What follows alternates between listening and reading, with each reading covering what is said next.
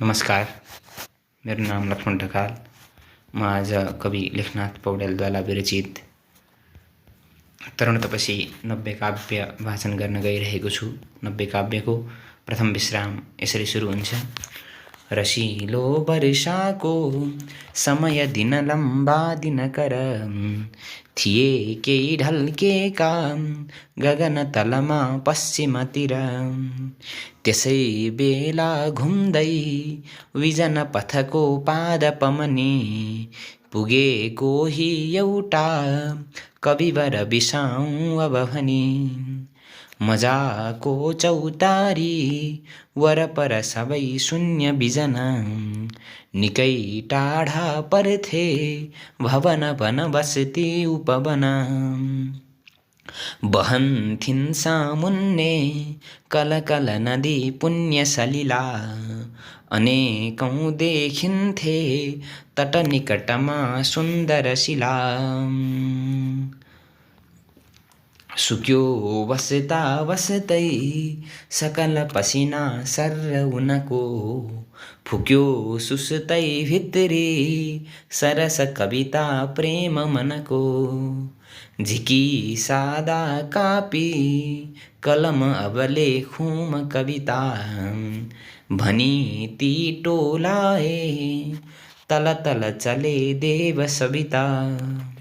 थियो आलो कान्ता जन बिरहको चोट मनमा फिका ठान्थे सारा विषय तिनी घुम्थे बिजनमा।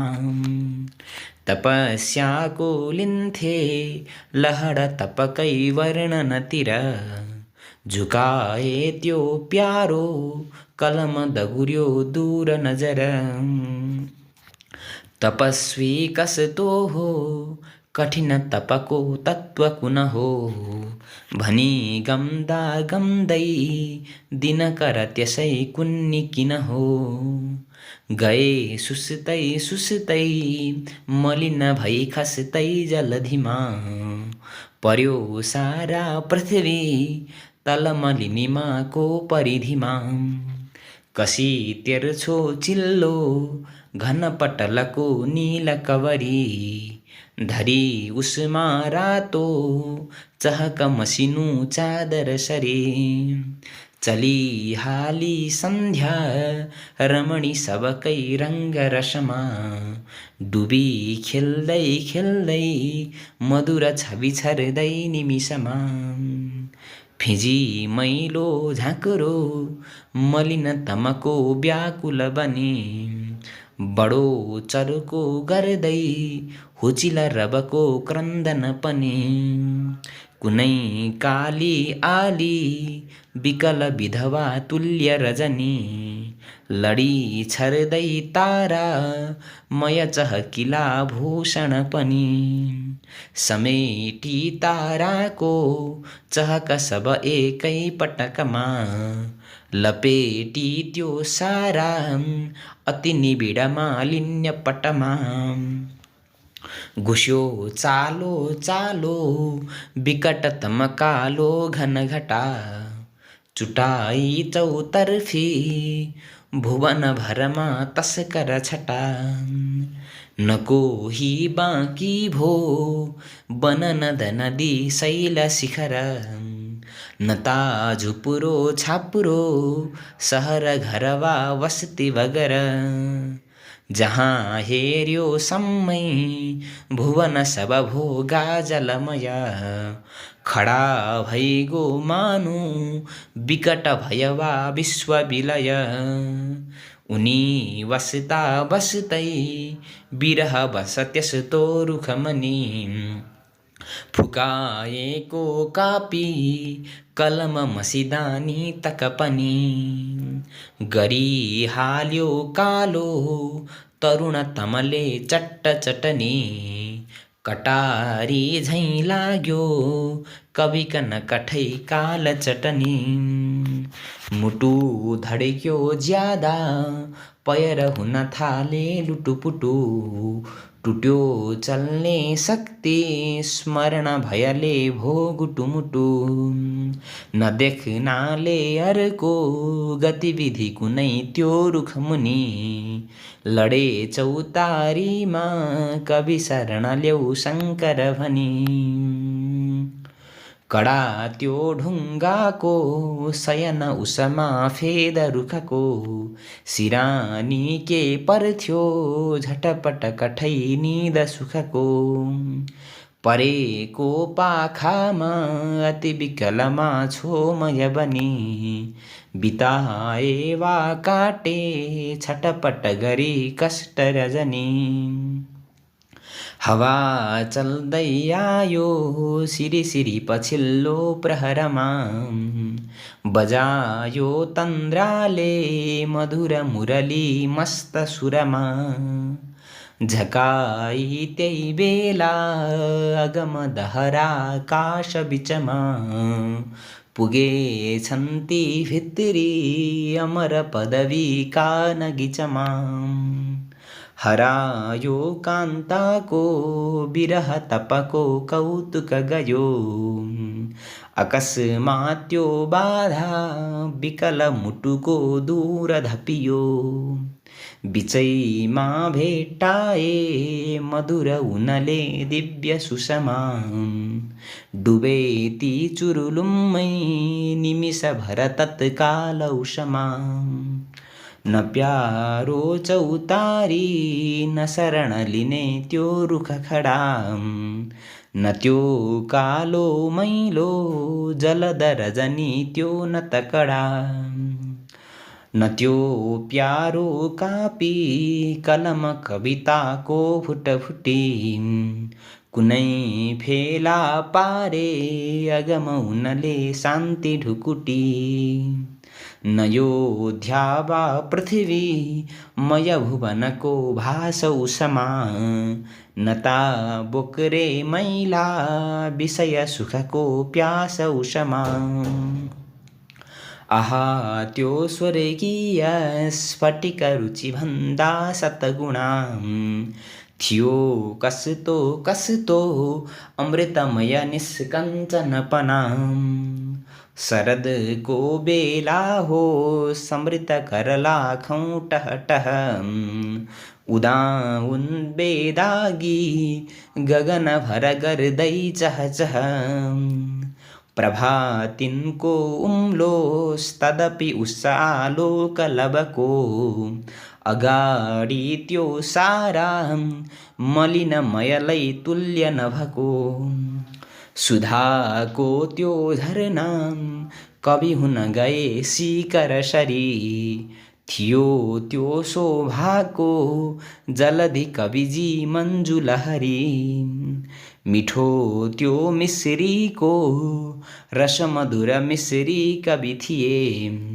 आहा कस्तो कस्तो अगम छविमा तन्मय भए यसो हेर्दा श्रद्धा सित नगिच भन्दा नगिचमा डुबे ती दोटैको हृदय बिचको बिन्दु बिचमा उसो हेर्दा टाढा मन वचन भन्दा ती पर यत्तामा जसको श्रुति सकल हुन्थे थरहर लिए तिनले त्यसमा निरतिशयता दात्म्य रसको ठुलो भक्ति श्रद्धा तर विषय त्यो भाग्यवशको मिलौँ भन्दा भन्दै गरम दुधमाथि तरसरी तुरुन्तै उत्रेती हृदय बिच लाग्यो किरिकिरी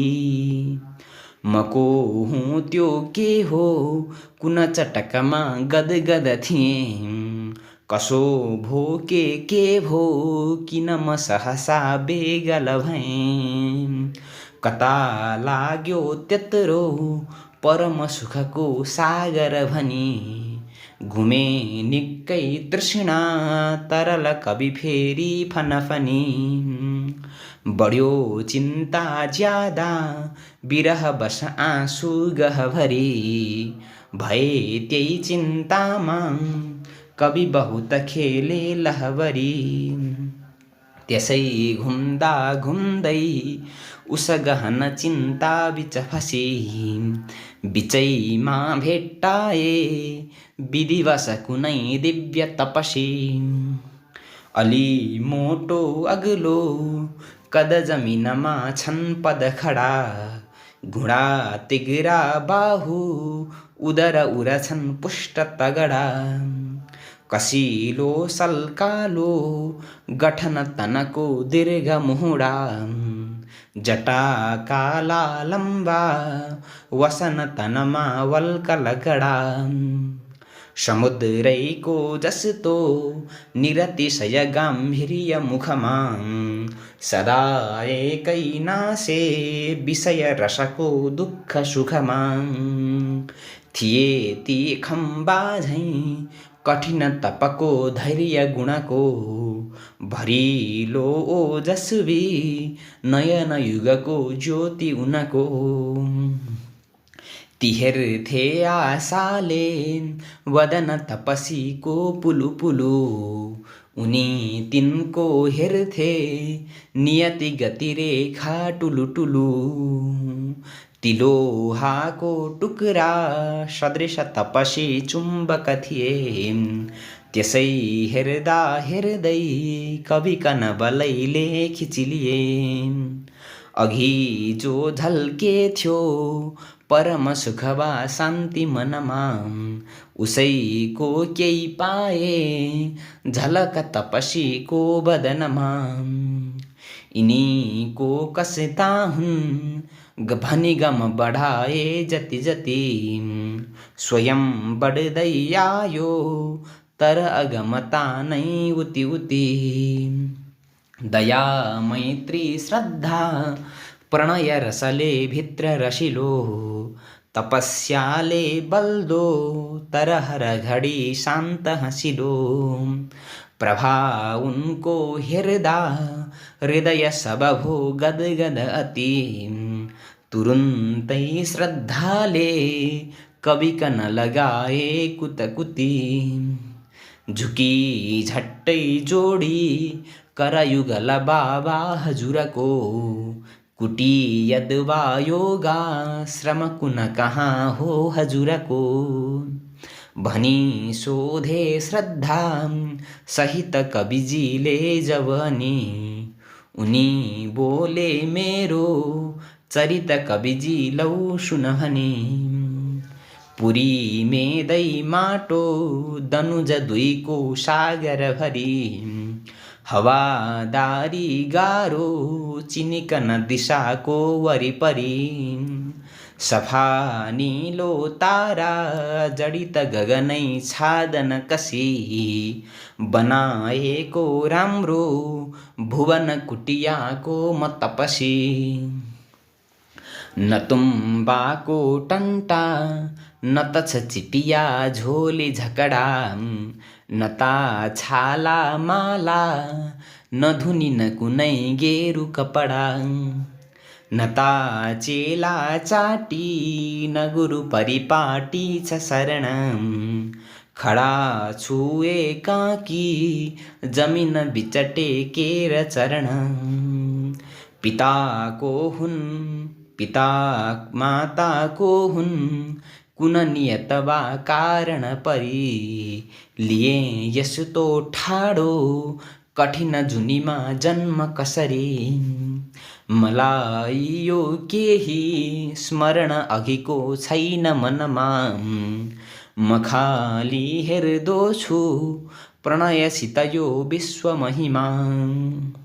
सुती लेटी मिल्ने सुख सयल जाने न तरती, न ता कोही तीर्थ भ्रमण सुख भोगे अलिकति।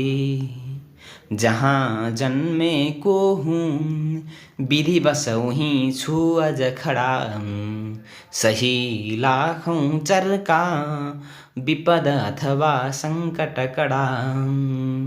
चिसा ताता बत्ती क्रमसित भरिला दुई थरी, घुमेका छन् मेरा उपर कुटिया उज्वल गरी। तिनैको त्यही लम्बा भ्रमण विधिमा त्राटक गरी